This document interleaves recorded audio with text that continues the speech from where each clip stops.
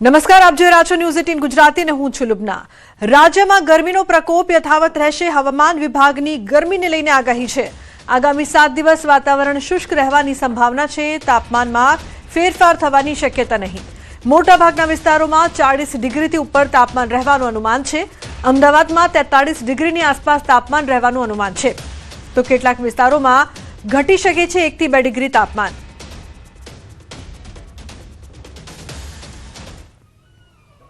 आने वाला अगले 7 दिन के लिए 20 से लेकर 26 मई तक इसमें मौसम आमतौर पर शुष्क रहने का पूर्वानुमान है। और जो अधिकतम तापमान है अगले 7 दिन तक कोई तापमान में बड़ा बदलाव नहीं रहेगा। और जो तापमान में परिवर्तन होगा वो 1 से 2 डिग्री के अंदर में ही होगा, लेकिन थोड़ा फॉलिंग ट्रेंड रहेगा, ग्रेजुअल फॉल रहने का संभावना रहेगा। कुछ एक स्थानों में जो अधिकतम तापमान है 40 डिग्री सेंटीग्रेड के आसपास रहने का भी संभावना रहेगा। तो ચોમાસાને લઈને હવામાન વિભાગનું અનુમાન। ચોમાસું આગળ વધવા માટે સ્થિતિ સાનુકૂળ છે।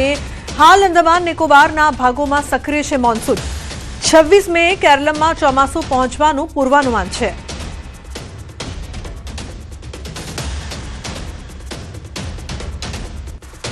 अगले 3-4 दिनों में दक्षिण पूर्वी अरब सागर की कावरण क्षेत्र, दक्षिण पश्चिम और दक्षिण पूर्वी बंगाल की खड़ी, अंडमान सागर के शेष हिस्सों और पूर्वी मध्य बंगाल की खड़ी के और कुछ हिस्सों से दक्षिण पश्चिम मौसम जो मानसून है आगे बढ़ने का लिए जो स्थिति है वो अनुकूल है।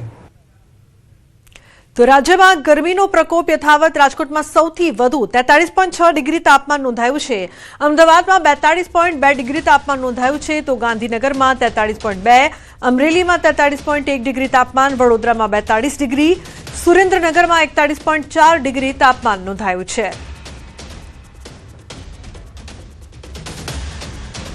તો રાજ્યમાં હજુ પણ ગરમીનો પ્રકોપ છે તે યથાવત રહેશે। આવનારા દિવસોમાં પણ રાજકોટમાં સૌથી વધુ 43.6 ડિગ્રી તાપમાન નોંધાયું છે, તો અમદાવાદમાં 42.2 ડિગ્રી તાપમાન નોંધાયું છે।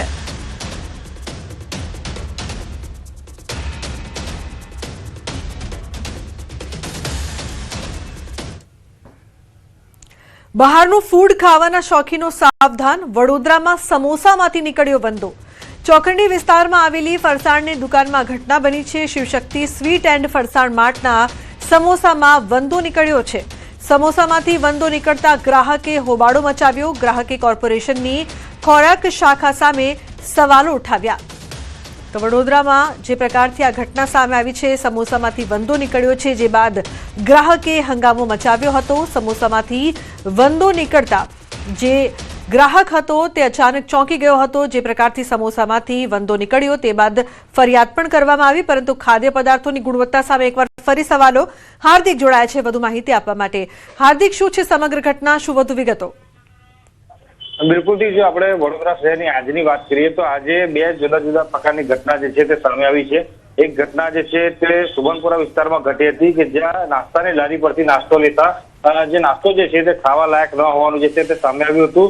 પરંતુ આ બંને કિસ્સામાંથી આજે ચોકંડી વિસ્તારમાં જે ઘટના ઘટી તેને અત્યારે વડોદરા શહેરમાં ચર્ચા જગાવી છે। કારણ કે શિવ શક્તિ સ્વીટ એન્ડ ફરસાણની જે દુકાન છે એ ત્યાંથી એક ગ્રાહક જે છે તેના દ્વારા સમોસા લેવામાં આવ્યા હતા અને સમોસામાંથી વંદા જેવો જે જીવાત જે છે તે નીકળતા જ ગ્રાહક ચોંક્યા હતા અને ગ્રાહકે ભારે હોબાળો મચાવ્યો હતો અને જે સંચાલકો છે તેમને આડે હાથે લીધા હતા। બીજી મહત્વપૂર્ણ વાત છે કે મહિલાએ જે છે તે વડોદરા મહાનગરપાલિકાની જે ખોરાક શાખાની ટીમ છે તેની કામગીરી સામે સવાલ ઉઠાવ્યા છે। કારણ કે ભૂતકાળમાં પણ વડોદરામાં આ પ્રકારની અનેક ઘટનાઓ ઘટી ચૂકી છે, પરંતુ જ્યારે હોબાળો થાય છે ત્યારે ખોરાક શાખા દ્વારા ત્યાં તપાસ કરવામાં આવે છે, સેમ્પલ લેવામાં આવે છે, પરંતુ સેમ્પલ લીધા બાદ કોઈપણ જાતની જે કડક કાર્યવાહી થવી જોઈએ, દાખલારૂપ કાર્યવાહી થવી જોઈએ, તે કાર્યવાહી થતી નથી। એના કારણે જે નાગરિકો છે તેની અંદર રોષ જે છે તે ફાટી નીકળ્યો છે। ત્યારે આજે બંને અલગ અલગ વિસ્તારમાં ઘટના ઘટી ત્યારે ખોરાક શાખાની ટીમ શું કામગીરી કરે છે તે જોવું રહ્યું। જી બિલકુલ હાર્દિક, આભાર સમગ્ર માહિતી બદલ। તો બહારનું ફૂડ ખાવાના શોખીનો માટે મહત્વના સમાચાર। વડોદરાના નાગરવાડા વિસ્તારમાં ખાડામાં મગર ફસાયો છે। બ્રિજની કામગીરી દરમિયાન મગર ફસાયો હતો। મગર ફસાતા વન વિભાગની ટીમ દોડી આવી હતી। વન વિભાગની ટીમે સ્થળ પર પહોંચીને મગરનું રેસ્ક્યુ કર્યું। અંદાજિત 7 ફૂટના મહાકાય મગરનું રેસ્ક્યુ કરવામાં વન વિભાગની ટીમના નાકમાં દમ આવી ગયું। મગરને રેસ્ક્યુ કરીને વિશ્વામિત્રી નદીમાં છોડી મુકાયો છે. તો નાગરવાડા વિસ્તારમાં ખાડામાં મગર ફસાયો હતો. બ્રિજની કામગીરી દરમિયાન મગર ફસાયો હતો, જેનું રેસ્ક્યુ કરવામાં આવ્યું છે. ઉલ્લેખનીય છે કે 7 ફૂટના મહાકાય મગરનું રેસ્ક્યુ કરવામાં આવ્યું હતું. ભારે જહેમત બાદ મગરને વિશ્વામિત્રી નદીમાં છોડી મુકાયો છે.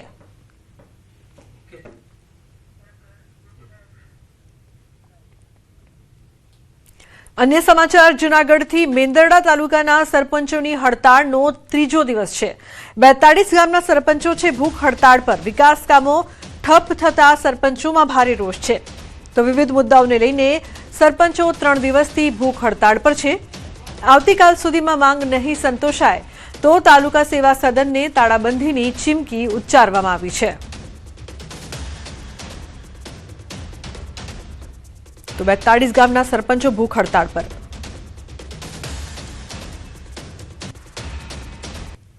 અમને જ્યારે ન્યાય મળે એવું દેખાશે તો જ અમે પારણા કરશું. આજે ત્રીજા દિવસે પણ સતત સરપંચો આયા ભૂખ હડતાળ ઉપર છે. એક પણ સરપંચ આડાવડા થતા નથી.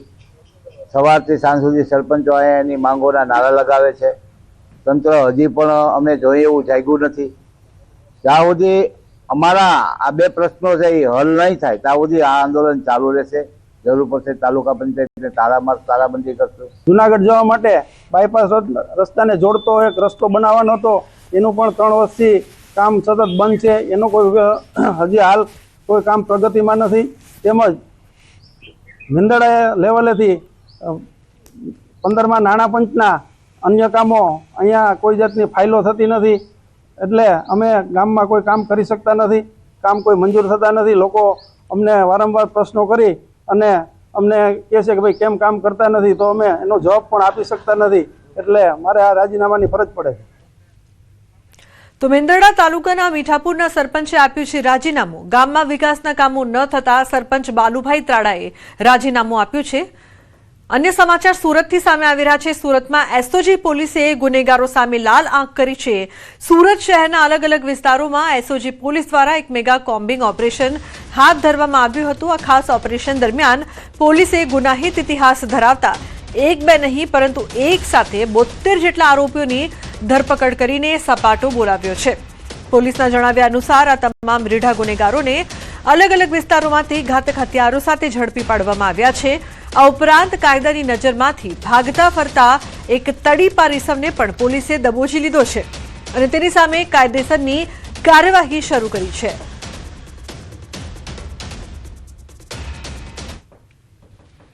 ગઈકાલે સાંજે હાથ ધરવામાં આવેલી હતી અને અમારા ડિવિઝનની જે અલગ અલગ ટીમો છે અને જે અમારા 3 પીઆઈઓ છે એને અલગ અલગ ટીમો બનાવી અને અમુક અમારા જે બાતમીદારો દ્વારા બાતમીઓ મળી હતી કે આની પાછળ ત્યાં ચહેરે ચેક કરવામાં આવ્યા. અમુક રોડ પરથી મળી આવ્યા અને આ રીતે જે સમગ્ર કાર્યવાહી હાથ ધરીને 72 હથિયારો સાથે 72 ઇસમોને ઝડપી પાડવામાં આવે છે.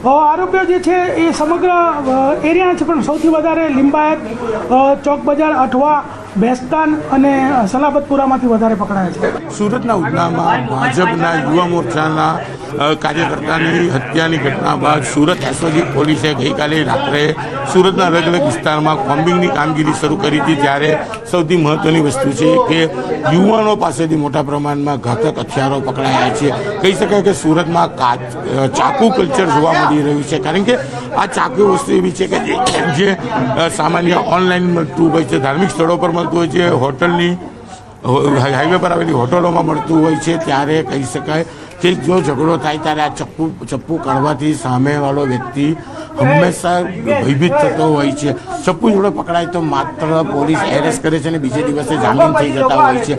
જો હથિયારમાં ખાસ કરીને પિસ્તોલ, રિવોલ્વર જેવી વસ્તુ રાખે તો તેના જામીન કરવા અઘરા છે. તેને લઈને યુવાનોમાં ચપ્પુનો ક્રેઝ વધ્યો છે અને દ્રશ્ય જોઈ શકાય છે કે એક જ રાતમાં સુરતના અલગ અલગ વિસ્તારોમાં પેટ્રોલિંગ કોમ્બિંગ કરીને પોલીસે 72 લોકોને ઘાતક હથિયારો સાથે પકડ્યા છે. હથિયારો તમે જોઈ શકાય છે કયા પ્રકારના હથિયારો છે. જે પ્રકારે રેમ્બો ચપ્પુથી લઈ તલવાર અને કહી શકાય કે શાકભાજી કાપવાથી લઈ મોટા ઘાતક હથિયારો જોવા મળી રહ્યા છે. ત્યારે કહી શકાય છે કે સુરતમાં યુવાનોમાં ચાકુ કલ્ચર હાલ જોવા મળી રહ્યું છે. કેમેરામેન જીગર ગુગલ સાથે કૃતેશ પટેલ, ન્યૂઝ 18 ગુજરાતી, સુરત. વડોદરા રેલવે એસઓજીને મળી છે મોટી સફળતા. મોટી માત્રામાં ગાંજાનો જથ્થો ઝડપી પાડ્યો છે. ટ્રેનના એન્જિન પાસે આવેલા કોચમાં છુપાવ્યો હતો જથ્થો. કોચમાં શૌચાલયમાં તપાસ કરતા 57.910 કિલો ગાંજો મળ્યો છે. પ્લેટફોર્મ નંબર 6 પરથી પૂરી ઓખા સુપરફાસ્ટ ટ્રેનમાંથી જથ્થો જપ્ત કર્યો છે. કુલ 28,95,500નો મુદ્દામાલ જપ્ત કરવામાં આવ્યો છે. બિનવારસી ગાંજો કોણ લાવ્યો હતો અને કોણે મંગાવ્યો હતો તે દિશામાં તપાસ શરૂ કરવામાં આવી છે.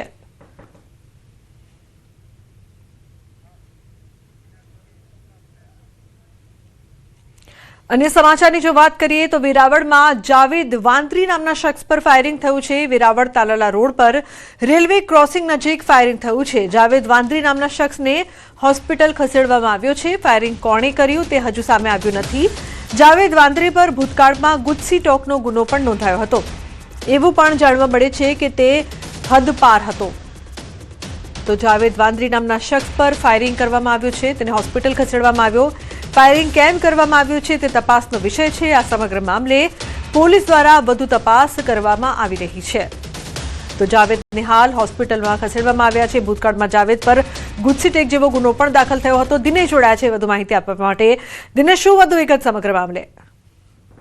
જી બિલકુલ, જે પ્રમાણે થોડા દિવસે વેરાવળ ખાતે એક ફાયરિંગની ઘટના છે તે સામે આવી છે. આ ફાયરિંગની અંદર જાવેદ વાંદરી એટલે કે એક પ્રકારે કહી શકાય કે આમના ઉપર ભૂતકાળમાં ગુસીટોકનો ગુનો પણ દાખલ થયેલો હતો અને તેમના ઉપર કોઈ અજાણા શખ્સો દ્વારા આવી અને ફાયરિંગ કરવામાં આવ્યું છે. જો કે હાલ જે પ્રમાણે માહિતી પ્રાપ્ત થઈ રહી છે તે પ્રમાણે જાવેદની સાથે અન્ય એક શખ્સ પણ હતો અને જેમને પણ સામાન્ય ઈજાઓ પહોંચી છે અને જાવેદ છે કે જેમને હાલ વેરાવળની વિમ્સ હોસ્પિટલ ખાતે સારવાર અર્થે ખસેડવામાં આવ્યો છે. સાથે સાથે પોલીસ છે તેમણે પણ આરોપીને પકડવા માટે થઈ અને ચક્રો છે તે ગતિમાન કર્યા છે.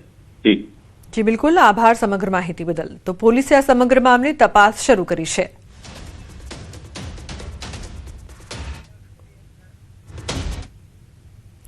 બનાસકાંઠાના કાંકરેજના અરણીવાડા ગામેથી ચોંકાવનારી ઘટના સામે આવી છે. જ્યાં 3 દિવસથી ગુમ થયેલા 28 વર્ષીય રાહુલ સોલંકી નામના યુવકની હત્યા કરાયેલી લાશ મળી આવી છે.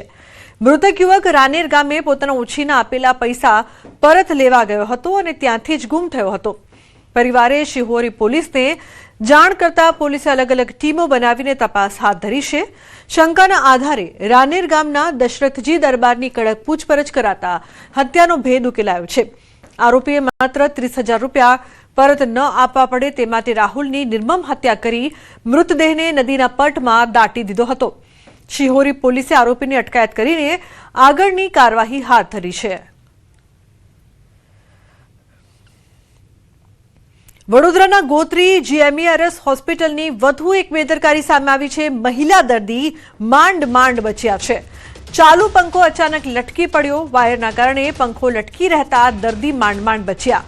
દાખલ દર્દીને પંખાના કારણે ઈજા પહોંચી હોત તો જવાબદાર કોણ તે મોટો સવાલ ઉપસ્થિત થાય છે.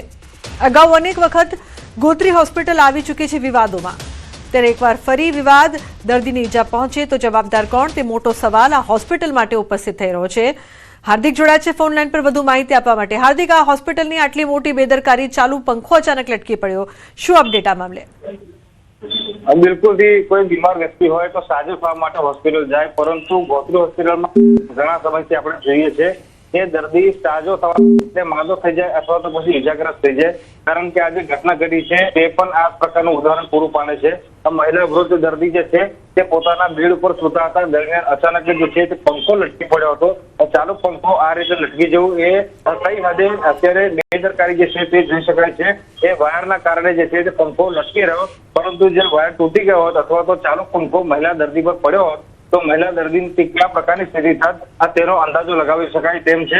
બીજી મહત્વપૂર્ણ વાત, અગાઉ પણ ભૂતકાળમાં અનેક પ્રકારની આવી ઘટનાઓ કરી છે જે ગોત્રી હોસ્પિટલમાંથી સામે આવી છે, પરંતુ કોઈ ઠોસ કાર્યવાહી જે છે તે કરવામાં નથી આવતી. ત્યારે આજે આ ઘટના બની, એમાં જો મહિલા દર્દીને ઈજા પહોંચી હોય તો તેના માટે જવાબદાર કોણ, સૌથી મોટો સવાલ અહીંયા ઉઠવા પામી રહ્યો છે. બિલકુલ, આભાર સમગ્ર માહિતી બદલ. તો આ પહેલા પણ આ હોસ્પિટલ વિવાદોમાં આવી ચૂકી છે.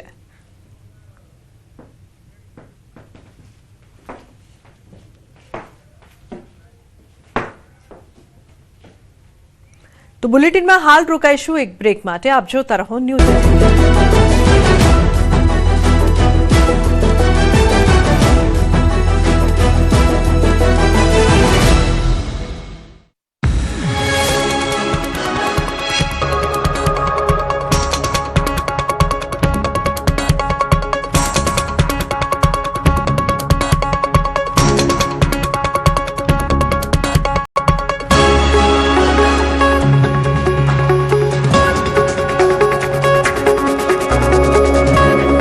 દેશમાં ચોમાસાનું કાઉન્ટડાઉન શરૂ થઈ ગયું છે, ગરમીથી રાહત મળવાની આગાહી. દેશમાં ચોમાસાનું કાઉન્ટડાઉન શરૂ થઈ ગયું છે. હાલ દેશમાં ચોમાસું બેસવા માટે સાનુકૂળ સ્થિતિ છે. આંદામાન નિકોબારથી ચોમાસું આગળ વધી રહ્યું છે, જે 26 મેની આસપાસ કેરળમાં એન્ટ્રી થઈ શકે છે. गुजरात में 15 जून आसपास चौमासू पहुंचवाना ऐलान है. अभी मानसून का जो स्थिति है अभी दक्षिण पश्चिम अरब सागर से कुछ और हिस्सों, कमरन क्षेत्र से कुछ हिस्सों, दक्षिण पश्चिम और दक्षिण पूर्वी बंगाल की खाड़ी के कुछ और हिस्सों और अंडमान सागर से अधिकांश हिस्सों, पूर्वी अंडमान और निकोबार द्वीप समूह और पूर्व मध्य बंगाल की खाड़ी के कुछ हिस्सों से आगे बढ़ गया है और अगले आने वाले दिनों में भी कंडीशन फेवरेबल आगे बढ़ने की स्थिति बनी हुई है. आगामी 24 કલાક બાદ ગરમીથી આંશિક રાહત મળવાનું હવામાન વિભાગે અનુમાન કર્યું છે. રાજ્યમાં વેસ્ટર્ન ડિસ્ટર્બન્સની અસર વર્તાશે, જેના કારણે પવનની ગતિ 15 થી 20 કિલોમીટર પ્રતિ કલાકની રહેશે. 24 કલાક બાદ ધીરે ધીરે 2 થી 3 ડિગ્રી તાપમાન ઘટશે. કેટલાક જિલ્લાઓમાં તાપમાન 40 થી 41 ડિગ્રી રહેશે. जो अधिकतम तापमान है कोई अगले 24 घंटे तक बड़ा बदलाव नहीं रहेगा. उसके आगे ग्रेजुअल फॉल जाएगा, धीरे धीरे 2 से 3 डिग्री सेंटीग्रेड टेम्परेचर फॉल होएगी और जो अधिकतम तापमान का जो स्थिति रहेगा राज्यों में इसका दुखद स्थानों में 40 डिग्री सेंटीग्रेड के आसपास रहने का संभावना भी रहेगा. અરબ સાગરમાં નવી સિસ્ટમ સક્રિય થતા અંબાલાલ પટેલે મોટી આગાહી કરી.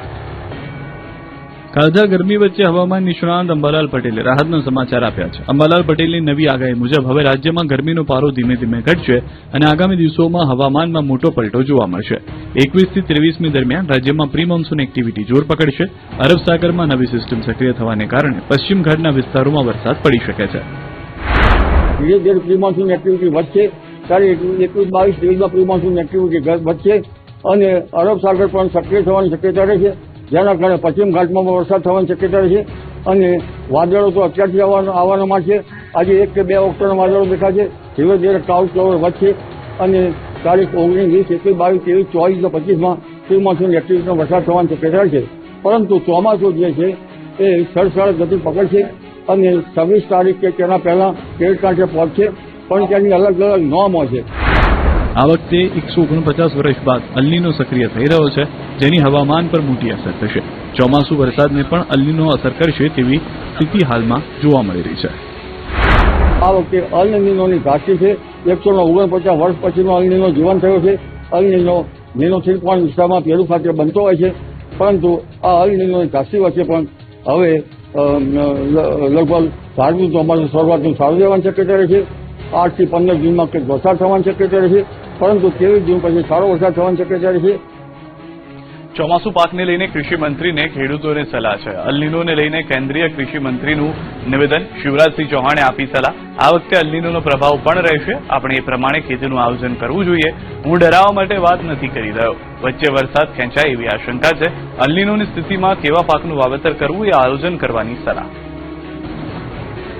मैं डराने की बात नहीं कर रहा, लेकिन इस बार अल नीनो का भी कुछ प्रभाव रह सकता है, तो उसको भी हमको प्लानिंग करते समय ध्यान में लाना है कि बीच में बारिश कम हो सकती है. तो अभी से हमको प्लान करना पड़ेगा. मई के अंतिम सप्ताह तक शायद और अंदाज ठीक से आएगा.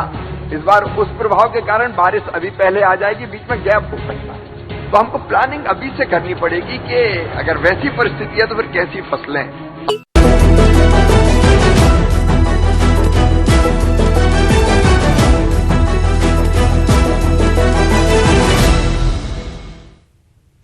Welcome back. One nation one ઇલેક્શનને લઈને સંયુક્ત સંસદીય સમિતિની બેઠકનો આજે બીજો દિવસ છે. ગિફ્ટ સિટીમાં સંયુક્ત સંસદીય સમિતિની બેઠક મુખ્યમંત્રી ભૂપેન્દ્ર પટેલ, નાયબ મુખ્યમંત્રી હર્ષ સંઘવી, વિધાનસભા અધ્યક્ષ શંકર ચૌધરી સહિતના નેતાઓ સાથે કરી બેઠક. સમિતિના સભ્યો સાથે વિવિધ રાજકીય પક્ષોના નેતાઓ પણ હાજર રહ્યા. તો કોંગ્રેસ સહિતના રાજકીય પક્ષોના પ્રતિનિધિ મંડળે સંસદીય સમિતિ સાથે ચર્ચા કરી છે. કોંગ્રેસે વન નેશન વન ઇલેક્શન બિલનો વિરોધ કર્યો. તો કોંગ્રેસ પ્રદેશ અધ્યક્ષ અમિત ચાવડાએ બિલને લઈને સવાલ ઉઠાવ્યા. તો પ્રદેશ ભાજપના પ્રવક્તા અનિલ પટેલે પ્રતિક્રિયા આપતા કહ્યું, કોંગ્રેસનો વિરોધ ખોટો છે. આ એક સાથે ચૂંટણી થવાથી દેશને થશે ઘણા ફાયદા. પણ સાથે એક સાથે ઇલેક્શન કરાવશે તો આટલો મોટો સુરક્ષા બળો ક્યાંથી આવશે? એક સાથે આટલા ઈવીએમ કે વીવીપેટ ખરીદવાના થશે તો એનો કેટલા કરોડોનો ખર્ચ થશે. એક સાથે જે ચૂંટણીઓ થાય તો સેન્ટ્રલના જે મુદ્દાઓ છે હાવી થઈ જાય, નેશનલ નેરેટિવ્સના આધારે ચૂંટણીઓ થાય એટલે સ્થાનિક જે રાજ્યોના મુદ્દા છે, સ્થાનિક જે સ્વરાજની સંસ્થાઓના મુદ્દા છે એ મુદ્દાઓ દબાઈ જાય. એમાં કેન્દ્ર સરકારનો ચૂંટણી ખર્ચ સિવાય પણ જે હ્યુમન રિસોર્સિસ વપરાય છે, જે સિક્યુરિટી ફોર્સિસનો હ્યુમન રિસોર્સિસ વપરાય છે, ટીચર્સનો ઉપયોગ થાય છે, વારંવાર ઇલેક્ટોરલ યાદી બનાવવા માટેનો જે ખર્ચ થાય છે, કેટલાક ડાયરેક્ટ અને કેટલાક ઇનડાયરેક્ટ ખર્ચ જેનું અનુમાન હાઈ લેવલ કમિટીના આર્થિક નિષ્ણાત એનકે સિંઘની જે સબ કમિટી બની હતી એણે સ્ટડી કરીને એણે પોતાનો અહેવાલ આપ્યો છે. તો બુલેટિનમાં હાલ રોકાઈશું એક બ્રેક માટે. આપ જોતા રહો ન્યૂઝ 18 ગુજરાતી.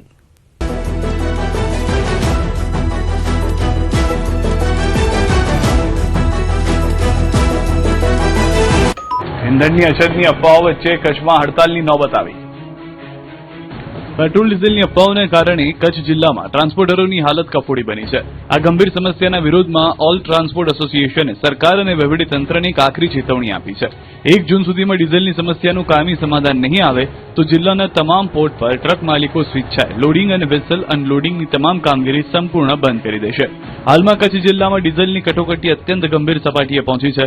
પેટ્રોલ પંપો પર ટ્રકોને માંડ 50 લીટર ડીઝલ મળી રહ્યું છે, જેના કારણે ચાલકો એક પંપથી બીજા પંપે ભટકવું પડે છે. આ અંધાધૂંધીના કારણે ટ્રાન્સપોર્ટ માલિકોને રોજનું લાખો રૂપિયાનું નુકસાન વેઠવાનો વારો આવ્યો છે. પરિસ્થિતિ કાબુ બહાર જતા ટ્રાન્સપોર્ટ એસોસિએશને સ્પષ્ટ કર્યું છે કે જો 1 જૂન સુધીમાં ડીઝલનો પુરવઠો નિયમિત કરવામાં નહીં આવે તો પોર્ટ પરનું તમામ પરિવહન ઠપ કરી દેવામાં આવશે. તમામ એસોસિએશનો સાથે મળી ચેમ્બર ઓફ કોમર્સ ગાંધીધામની આગેવાની હેઠળ અમે લોકોએ એવું નક્કી કર્યું છે કે જો કંપનીઓ, ઓઇલ કંપનીઓ પૂરો ડીઝલ સપ્લાય ન આપી શકવાની હોય તો અમે લોકો સ્વૈચ્છિક અમારા વાહનો, મશીનરી બધું અમે 1 તારીખથી ઊભું રાખવાનું નક્કી કરેલ છે.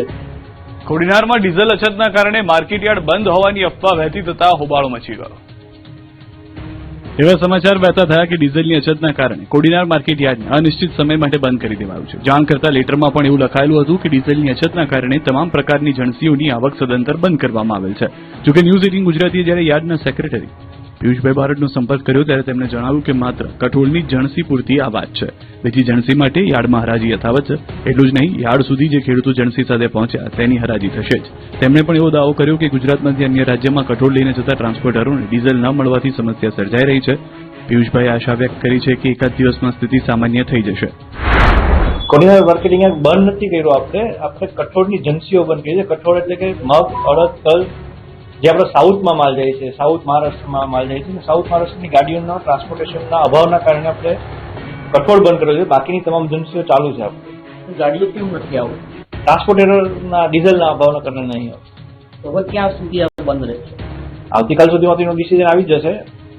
અત્યારે માલ આપણી પાસે 2 દિવસનો ફરિયાદ છે. યાર્ડમાં હરાજી બંધ કરાતા ખેડૂતોમાં ભારે આક્રોશ છે. 3 દિવસે વારો આવતો હોવાનો, પૂરતા ભાવ ન મળતા હોવાનો પણ ખેડૂતોએ આક્ષેપ કર્યો છે. પરિસ્થિતિ તો બહુ વિકરી પરિસ્થિતિ છે ખેડૂતોની. તો પૂરતા પ્રમાણમાં ભાવ છે નહીં, બરોબર. અને આ પ્રમ દિવસથી અમે અહીંયા નાખ્યા મગ, પછી આગળ સેટ વારે આવ્યા, કોઈ હરાજીમાં કોઈ 2-5 વેપારીઓ આવ્યા. એકદમ ખેડૂત બિચારા મૂંઝાઈ જાય, કારણ કે અત્યારે ખેડૂતને પૈસાની ખાસ જરૂર હોય તો એ હાટું થઈને તો યાર્ડમાં માલ લઈને આવે. આજે યાર્ડ બંધ થઈ જાય તો ખેડૂતની પરિસ્થિતિ એકદમ અત્યારે ડીઝલની અને આ છે મળતું નથી. ખેડૂત કઈ રીતના વહીવટ કરી શકે? ખેતરની અંદર મજૂરના પૈસા આપવા ના હોય. અમૂલ ડેરીએ પશુપાલકોને આપી છે મોટી ભેટ. એક તરફ અમૂલ દૂધના ભાવ વધતા ગ્રાહકો પર બોજ વધ્યો છે તો બીજી તરફ અમૂલ ડેરીએ પશુપાલકોને મોટી ભેટ આપી છે. અમૂલે દૂધના ફેટ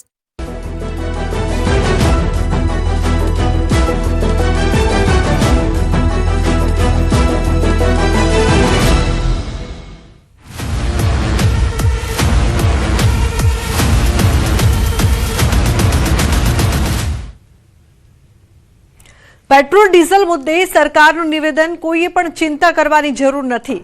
સ્થિતિ પર સતત દેખરેખ રખાઈ રહી છે. જ્યાં મુશ્કેલી જણાય ત્યાં જથ્થો પહોંચાડવાની વ્યવસ્થા કરાઈ છે. તો લોકોને તકલીફ ન પડે એ માટે સીએમનો મુખ્ય સચિવને આદેશ જેટલી જરૂર છે એટલો જ ઉપયોગ કરવા અપીલ કરી છે. સરકારી પંપો પર 30 થી 35% માંગ વધી છે. કેટલીક કંપનીઓએ ભાવ વધારતા સરકારી કંપનીઓ પર ભારણ વધ્યું છે. ગભરાયા વિના બિનજરૂરી ખરીદી ટાળવા સરકારની અપીલ છે.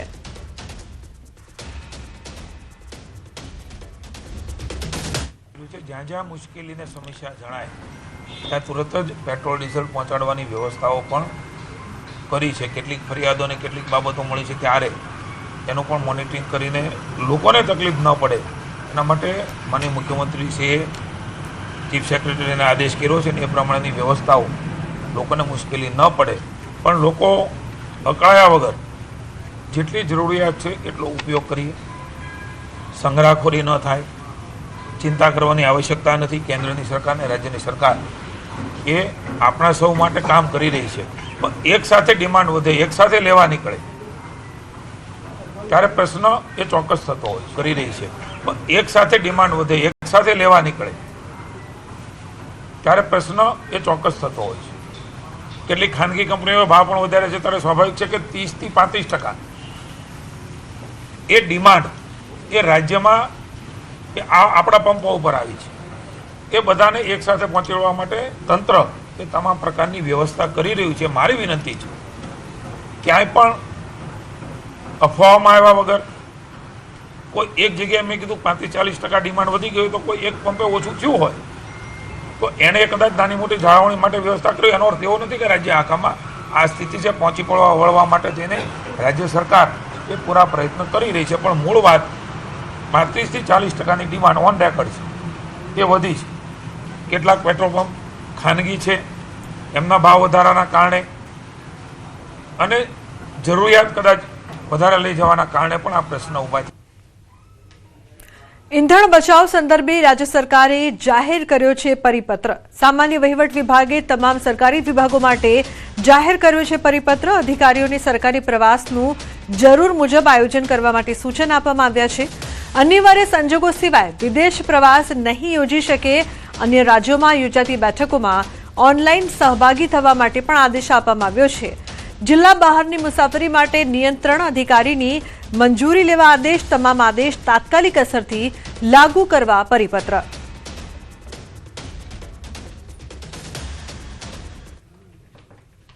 તો પેટ્રોલ ડીઝલના વધતા ભાવ અને અછતની અફવા સામે ખાનગી બસ સંચાલકોએ મોટો દાવો કર્યો છે. ટ્રાવેલ્સ એસોસિએશનના મતે ડીઝલનો પૂરતો જથ્થો ન મળવાના કારણે અનેક ટ્રાવેલ્સના રૂટ ઘટાડવાની ફરજ પડી છે, જેને લઈને તેઓ 30% જેટલી બસો ઘટાડતા 250 થી વધુ રૂટ બંધ કરવા પડ્યા છે, જેના કારણે મુસાફરો માટે ભારે હાલાકીનો સામનો કરવો પડી શકે છે. દરેક માલિકોએ એવું નક્કી કર્યું છે કે ફ્રીક્વન્સી જે 60-65% ગાડી ચાલતી હતી એની જગ્યાએ જે અમુક ગાડીઓ છે એને બ્રેકડાઉન કરીને ઓછી કરનાર છે, કેમ કે આમે ડીઝલનું તો સંકટ છે જ. એટલે હવે એક્યુપન્સી જો 80%-85% ઉપર હોય તો ગાડી ચલાવવાની, નહીં તો ગાડીને ઊભી રાખી દેવાની. એક તો ડીઝલનું બી સંકટ છે અને પ્લસ ભાવનો વધારો છે. અને જો ભાડા વધારીએ છીએ તો છે એ ટ્રાફિક ગુમ થઈ જાય એવી સ્થિતિ છે. એટલે કોઈ કારે પોસાય એમ જ નથી કોઈને. તો બુલેટિનમાં હાલ બસ આટલું જ. તમામ મહત્વપૂર્ણ સમાચાર માટે આપ જોતા રહો ન્યૂઝ 18 ગુજરાતી. નમસ્કાર.